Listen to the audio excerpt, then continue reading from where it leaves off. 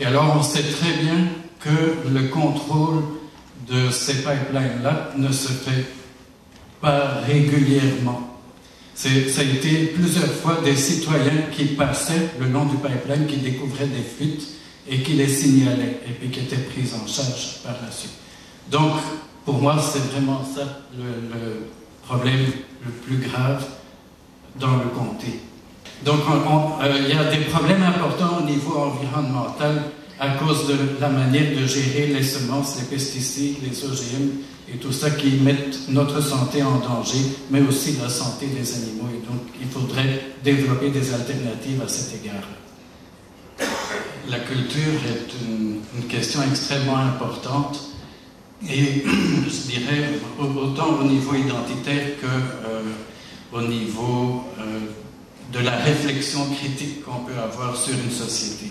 C'est un aspect fondamental qu'il faut absolument revitaliser. La culture aide à réfléchir, aide à assimiler ce qu'on vit, aide à se rencontrer, etc. Donc c'est vraiment extrêmement important. C'est donner une voix à la population par les artistes. Et je dirais, moi je vois deux problèmes importants et j'ai commencé à en parler déjà. Donc au niveau de la ruralité, il y a certainement un problème important qui se pose de différentes manières et aussi de la revitalisation de nos villages. Alors au niveau de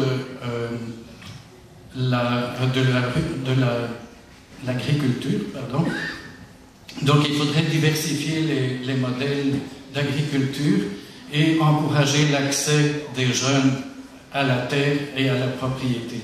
Et donc pour ça, Québec solidaire propose de développer des fiducies foncières, donc avec de l'argent, des investissements à long terme pour donner accès aux jeunes.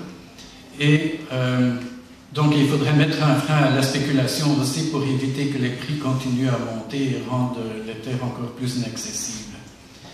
Et ensuite aussi développer de l'habitation écologique abordable, ça pourrait être un créneau intéressant au niveau du développement économique qui serait basé aussi au niveau de l'agriculture, donc de la recherche sur un meilleur usage du bois en architecture par exemple, ou l'utilisation de nouvelles fibres, etc. De la revitalisation de nos villages, je pense que ça vient un peu ensemble avec la revitalisation de l'agriculture.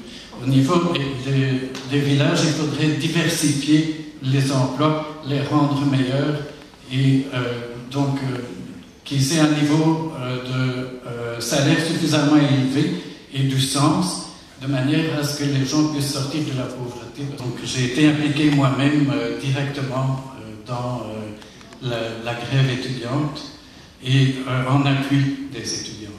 Je pense que c'est très important qu'on rediscute le genre d'éducation qu'on veut pour dans quel genre de société. Et donc, à cet égard-là, moi je suis totalement en appui des étudiants qui ont permis de remettre toutes ces questions-là sur la table. Alors, on en a vu un exemple à l'Université de Montréal aujourd'hui, c'est pas fameux, hein? La police, deux aides de police pour faire entrer les étudiants à l'université. On continue dans la même veine de l'opposition, du refus de dialogue. Et donc, moi, je trouve ça totalement inacceptable de gouverner de cette manière-là. Un Premier ministre, au minimum, doit parler au monde, surtout quand il y a 250 000 personnes dans la rue. Il faudrait qu'il prenne le temps de parler. Et il n'est pas seulement Premier ministre des libéraux ou d'une certaine partie de la population. Une fois qu'il est élu, il est Premier ministre de tout le monde et il faut qu'il dialogue avec tout le monde. Mais moi je pense que, comme je disais tantôt, le mouvement a pris de l'ampleur et les gens sont mobilisés, sont prêts à discuter des enjeux de la société. Et ça, je trouve ça vraiment merveilleux. Puis il faut continuer à cet égard-là. Il faut continuer le mouvement et faire la discussion qui est sur la table. Il y a beaucoup de bois inemployés dans la circonscription. Si on fait de la recherche sur le bois et qu'on fait de la recherche et du développement de techniques sur la maison écologique, par exemple, on a les matières pour faire ça ici. Donc ça, c'est certainement un créneau de développement économique et d'agriculture. Québec solidaire veut aussi sortir de la dépendance aux énergies fossiles. Ça, c'est une chose dont on a déjà discuté, mais que je n'ai pas abordée.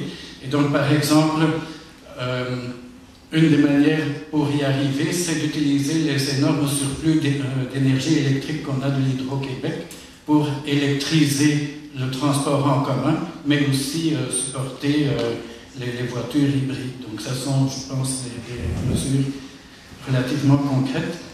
Et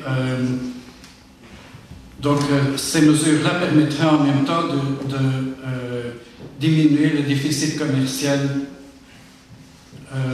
dû à l'importation du pétrole au Québec, puisque nous importons du pétrole. Alors aussi, je dirais, réduire la surconsommation contrainte en décourageant les produits suremballés ou de piètre qualité. Et je dirais... donc ça, c'est toutes des mesures qui seraient plus en lien avec l'environnement, mais aussi des emplois qui soient intéressants. Pas d'expérience en politique, et donc je vais apprendre là. Je ne peux pas vous dire grand-chose de plus que ça. Je pense que c'est important de consulter la population et avec les comités citoyens qu'on va mettre en place à travers tout le comté, mais plus largement au Québec. Et donc, je vais me donner un peu de temps pour chausser ces chaussures-là et apprendre la job. C'est clair qu'on ne peut pas continuer à fonctionner dans un système où on recherche la croissance. Et ce qui vient avec la croissance, c'est le bénéfice immédiat aussi, le gain immédiat. Et donc, ce système-là bénéficie seulement à une élite. Et puis, on retrouve ce système-là à différents niveaux dans notre société. On l'a aussi au niveau de la médecine. C'est le mode d'intervention est hospitalier, va bénéficier à une petite minorité et fait que les services de base sont absents ou ont été sous-financés pendant de nombreuses années. Donc, on retrouve ce modèle de croissance avec des investissements importants partout et on voit que ça ne fonctionne pas. On n'a qu'à regarder la crise économique dans laquelle on est, qui perdure, toute la crise des banques aux États-Unis où les banques spéculent sur des dettes, sur de l'argent qui n'existe même pas. Donc je pense qu'il faut vraiment réorienter l'économie et donc Québec solidaire propose à partir de 3 principes. C'est écologique, de bons emplois qui permettent de combattre la pauvreté et les circuits courts dont on a déjà beaucoup parlé ici ce soir.